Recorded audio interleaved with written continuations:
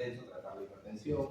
Si es diabético, ¿no? Que el paciente esté con la glucosa controlada, ¿no? Pero que tienen que manejar lo más pronto que pueda, ¿no? Regularlo. Miren, en la enfermedad coronaria crónica, el problema es que es una enfermedad que, a pesar que dice crónica, es progresiva.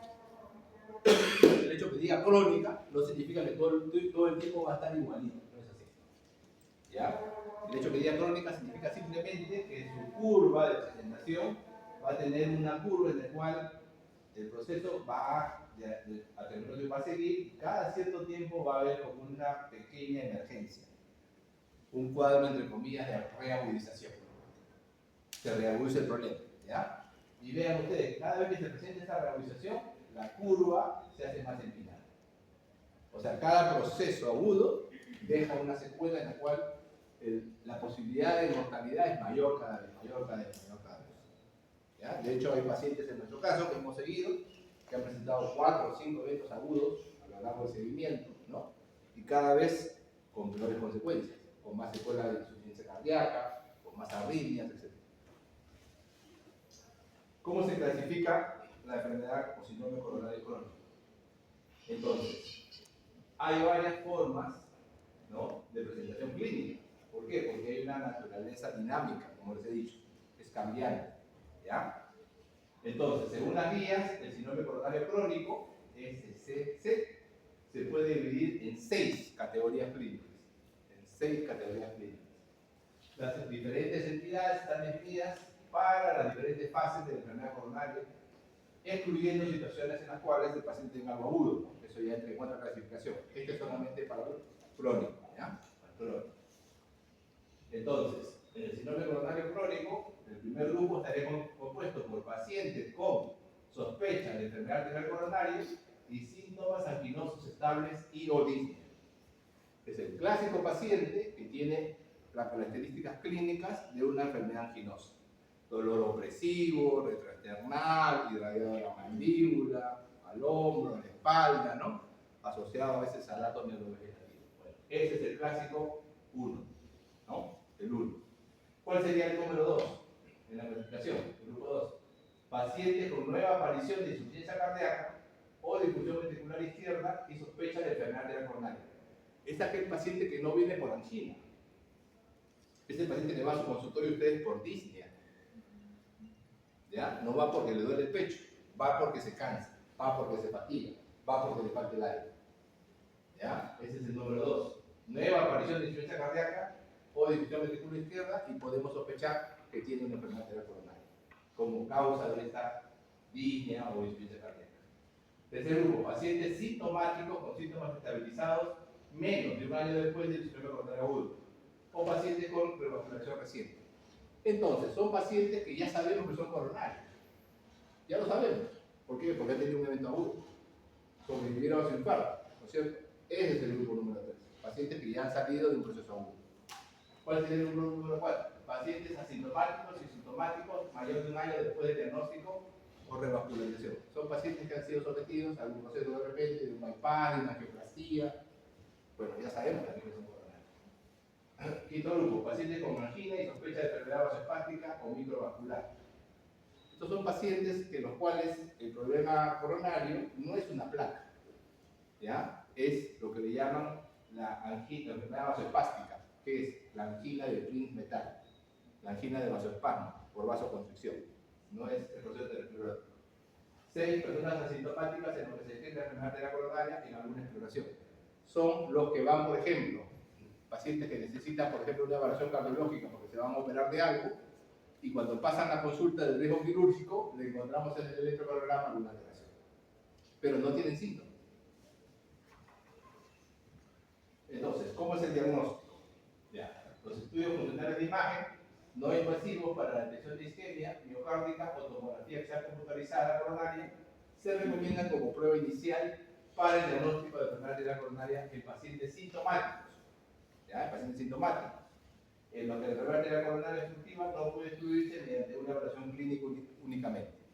Entonces, en un paciente que tiene angina, que tiene disnea, que ustedes sospechan que puede ser originada por una enfermedad arterial coronaria, disponen de métodos, ¿no?, de detección de isquemia.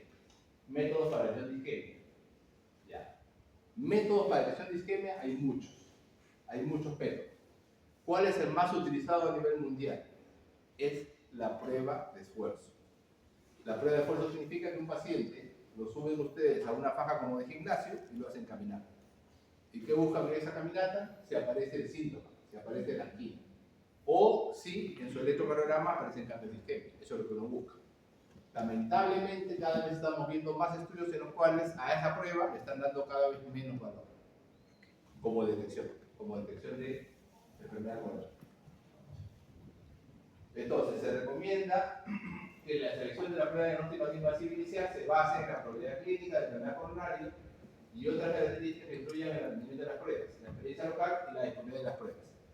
Como les estaba explicando, debido a que cada vez menos efectividad se ve en la prueba de esfuerzo, se están dando ahora que diferentes hospitales están potenciando sus otras pruebas no invasivas para detección. ¿Cuáles son esas pruebas? Tenemos, primero, la realización de lo que se llama tomografías con score de calcio.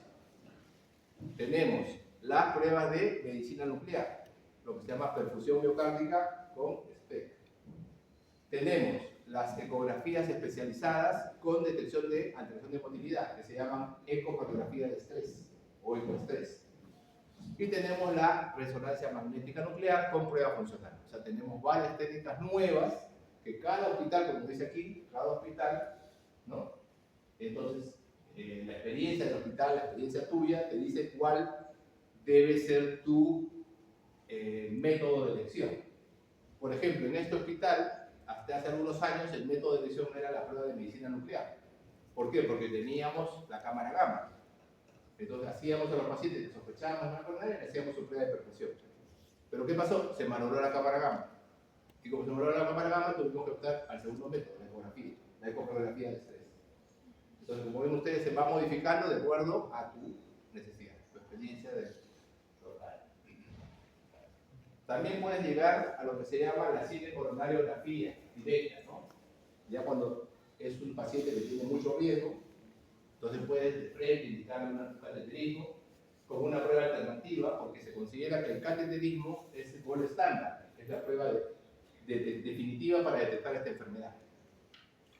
Entonces, cuando diagnosticamos la enfermedad coronaria en pacientes con una alta probabilidad clínica y síntomas graves, que generalmente son aquellos pacientes que son refractarios al tratamiento antianginoso. A pesar de que le damos tratamiento, siguen con angina. Inclusive cuando tiene pues, angina típica con un bajo nivel de ejercicio y que tiene por lo tanto un alto riesgo de eventos.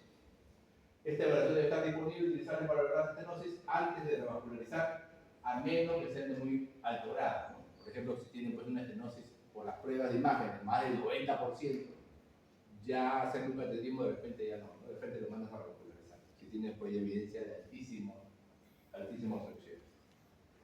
Entonces, ¿cuál es el primer paso en la enfermedad coronaria crónica? El primer paso es evaluar los síntomas y realizar las investigaciones clínicas. Ese es el primer paso. ¿Ya? Ver la clínica, cómo es la angina, si tiene DIG, etc. Paso número 2, considerar comorbilidades y calidad de vida. Entonces, ahí ves si, digamos, mandarle a una intervención va a ser de utilidad. De repente el paciente ya tiene muchas comorbilidades, ya es un paciente postrado, ¿no? Entonces, de repente es fútil, ¿no? Consideras eso. Paso 3, haces CKG en reposo, bioquímica, RX de tórax, ecocardiografía. Paso 4, evaluar probabilidad pretest y posibilidad clínica de enfermedad coronaria. ¿Ya? Entonces, evalúa la probabilidad de que sea coronaria. En el paso 5, si el paciente tiene muy baja probabilidad clínica de enfermedad arterial crónica obstructiva, mejor ya no hacer ahí más pruebas. Si tiene muy alto riesgo, de frente te vas a la angiografía invasiva. Es decir, mientras más probabilidad tengas de que el paciente sea coronario, más agresivo tienes que ser en tu decisión del método que vas a usar. Si el paciente tiene mucha evidencia, tiene mucha clínica, está en este grupo de acá de muy alta probabilidad clínica, mejor de frente le mandan cateterismo. Él es más agresivo. ¿Ya? Si el paciente está con un riesgo intermedio, una probabilidad por aquí, que no es ni muy baja ni muy alta, vas a la elección de pruebas basadas en la probabilidad clínica, características del paciente y preferencias, así como la disponibilidad y experiencia científica, que es lo que estábamos conversando, ¿no? Prueba de isquemia son las pruebas de imagen y paso 6, eliges el tratamiento más adecuado para tu paciente. La elección, por lo tanto, de la técnica diagnóstica debe realizarse en función de las preferencias del paciente y tus recursos también, ¿no? Los test funcionales no invasivos como el ecocardiograma, el análisis de estrés, estudios isotópicos, ¿no? Como el análisis de SPECT, o la tomografía de visión positrónica, como el PET, tienen una alta precisión para la detección de estas estenosis coronaria significativas. Entonces, son métodos muy buenos, son métodos que permiten detectar esta enfermedad, pero son métodos caros. Entonces, ¿qué haces? Tú tienes que tratar de maximizar el rendimiento de tu prueba. Tienes que buscar pruebas que no sean tan costosas, pero que te permitan determinar que el paciente tiene la enfermedad. ¿Cuál creo yo que es la prueba que a ustedes más les puede ser de utilidad? Costo, información. La técnica se llama el score de calcio coronario.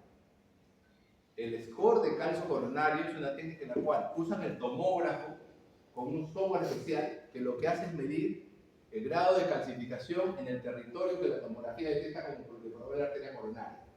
Y tiene cifras. Si estas cifras son altas, entonces ese paciente tiene alto riesgo de tener problema coronario real. Entonces es una prueba muy cómoda. El costo de esa prueba no llega ni a los $50, $60 aproximadamente. Entonces una prueba en relación a un SP que te puede costar, no sé, muchísimo más, bueno, costo-beneficio.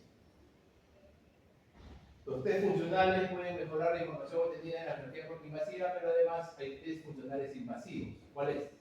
Lo que se llama la reserva funcional de flujo, FFR, que es que uno mide cuánto esa arteria coronaria puede aumentar su flujo, cuánto es su reserva de flujo. ¿Ya? Eso lo hacen los médicos hemodinamistas.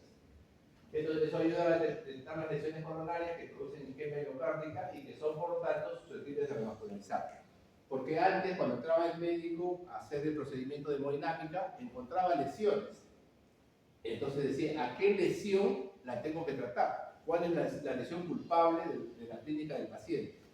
Con estas técnicas uno puede determinar cuál es la lesión posiblemente que esté relacionada al proceso isquémico.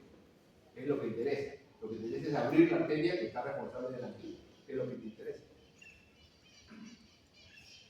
Hay un tratamiento también no farmacológico, que es modificar el estilo de vida y las lesiones fundamentales en la atención primaria y secundaria de esta enfermedad arterial coronaria, y deben seguir implementándose incluso en los pacientes en los cuales hay tratamiento médico. O sea, hay tratamientos coadyuvantes. Por ejemplo, son abandonar el tabaquismo, ¿no? Entonces, el paciente debe dejar de fumar.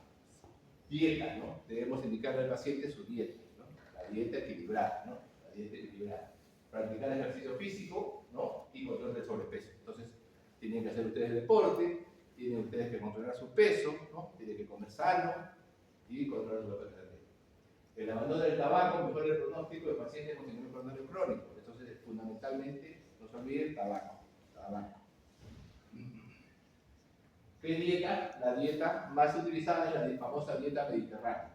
¿Ya? Dieta mediterránea, que mejora el control de los factores de riesgo, además de evitar complicaciones, ¿no? Es la dieta que se basa en el aceite de oliva, etc. Esa dieta que usan mucho los españoles. La regulación de la actividad física, ¿cuál es? En pacientes con síndrome coronario crónico, realizar 30 a 60 minutos de actividad aeróbica de intensidad moderada 5 días a la semana. O sea, caminar media hora. Caminar media hora. Es lo que se le pide, caminar. Hay fármacos que podemos dar, así como hay tratamiento no farmacológico, hay tratamiento farmacológico para estos pacientes.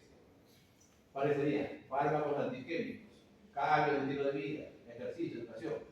Y en algunos pacientes se puede llegar a revascularizar, evidentemente, ¿no? Todos juegan un papel en quitar estos síntomas anginosos.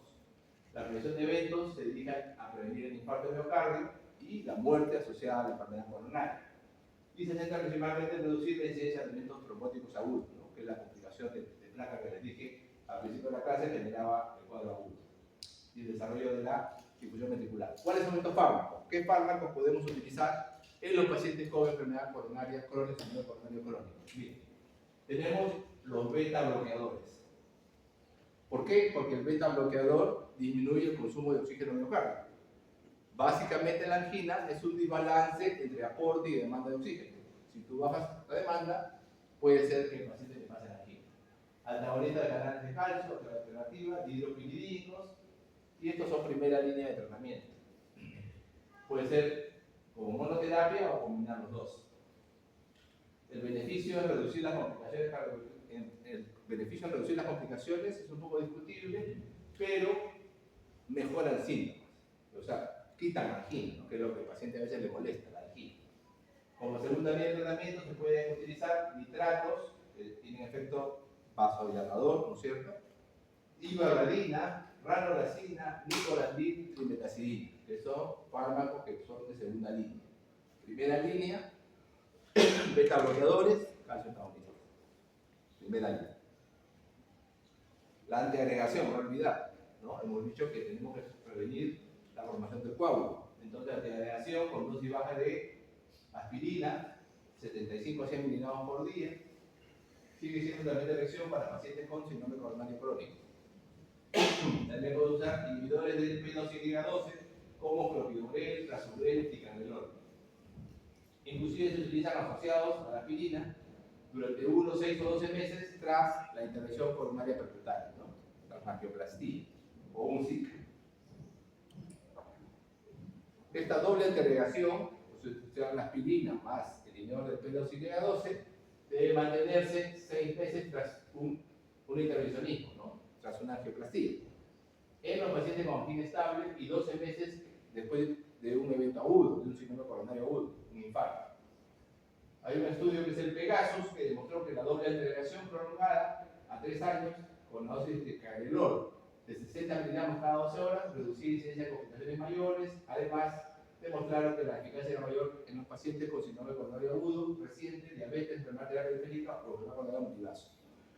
¿Cuál es el problema aquí? El problema es que todo tratamiento tiene su parte buena y tiene su parte mala.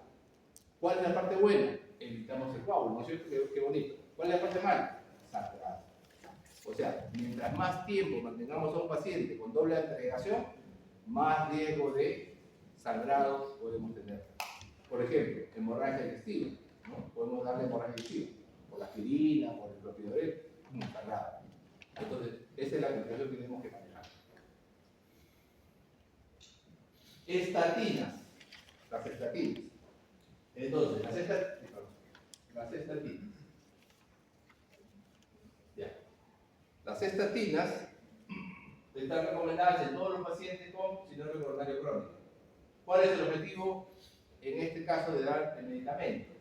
Es reducir el colesterol malo, el famoso LDL, en al menos un 50% al inicio y a 55 miligramos por decilitro.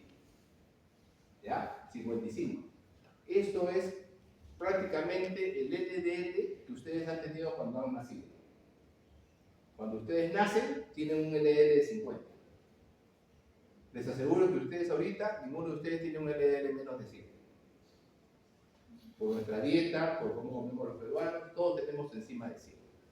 ¿Ya? Entonces, ¿cuál es la meta? Tenemos que reducirle por lo menos al 50% al paciente con enfermedad coronaria, el LDL, y llevarlo a 55, que es un gran reto, la verdad, casi imposible. Y si a pesar de haber reducido ese colesterol, ¿no es cierto?, ha experimentado un segundo evento, o sea, tener un nuevo infarto, por ejemplo, un ACV, la meta ya no es 55, la meta es 40.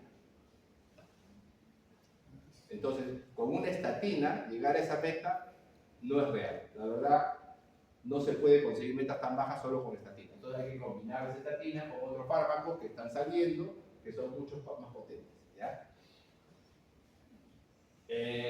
¿Cuáles son los fármacos que pueden asociarse a la estatina para tratar de conseguir esas metas? Estos fármacos son combinar la estatina con ezetimibe o un fármaco inhibidor del PCSK9.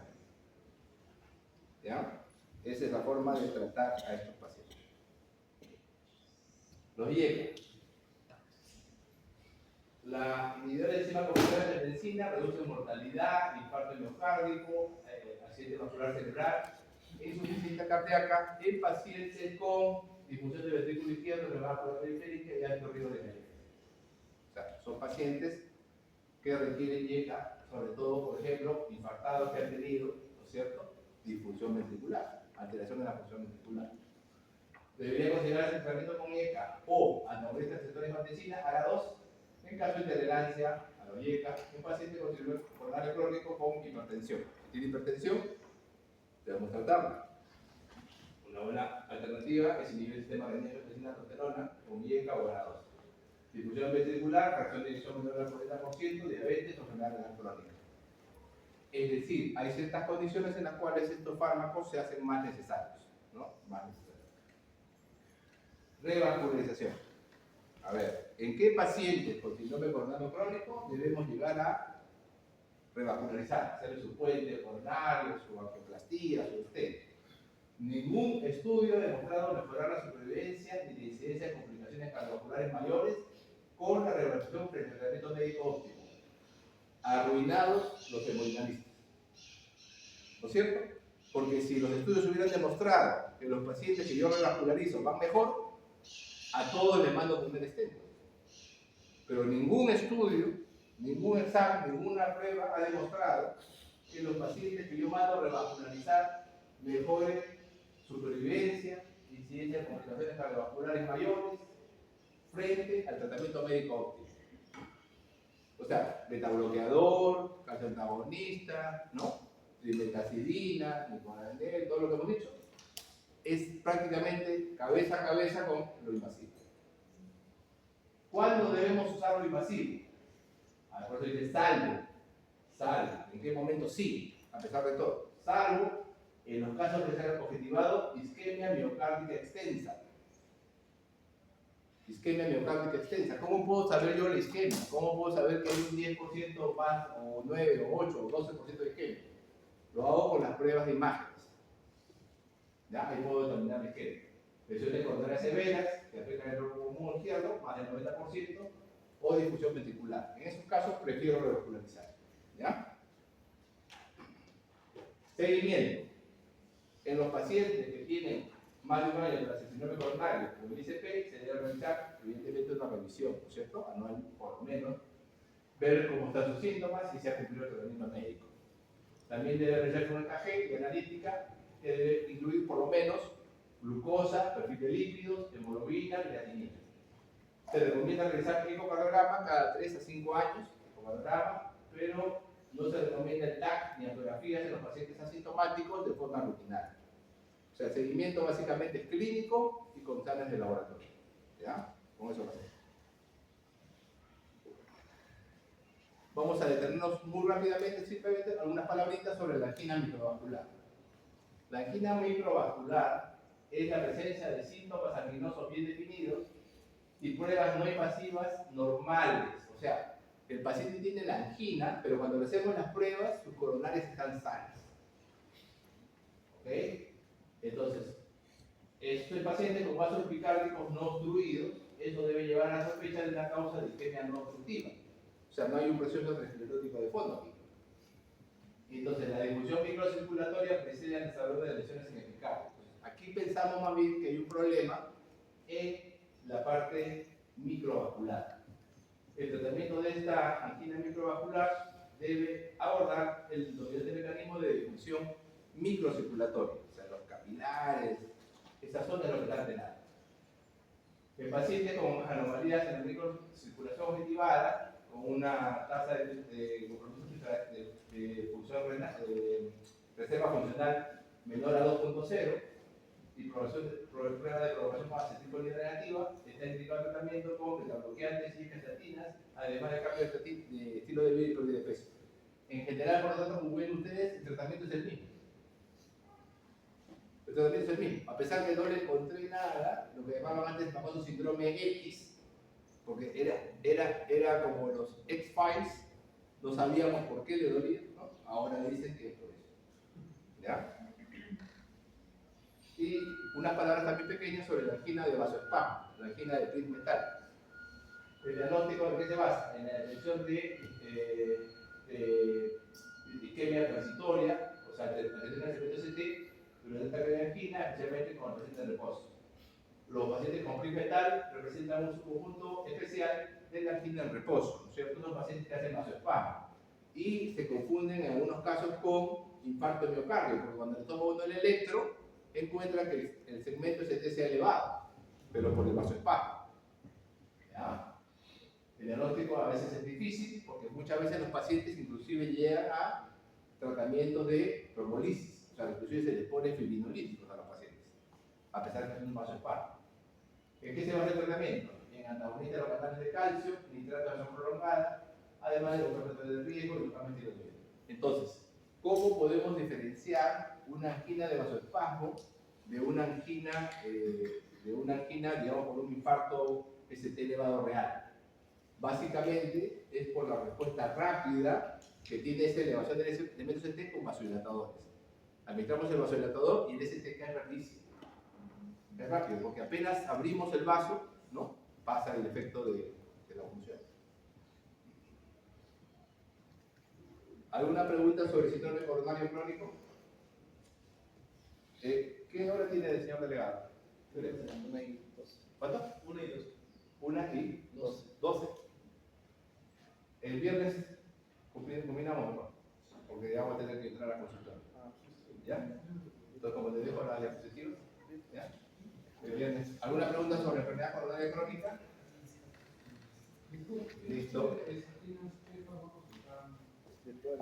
Estamos utilizando junto a la estatina, la combinación de estatina más ezetimibe, inhibidores de la PCSK9 también, PCSK9, y hay unos fármacos que están saliendo ahora, el más efectivo, el ácido benzoico.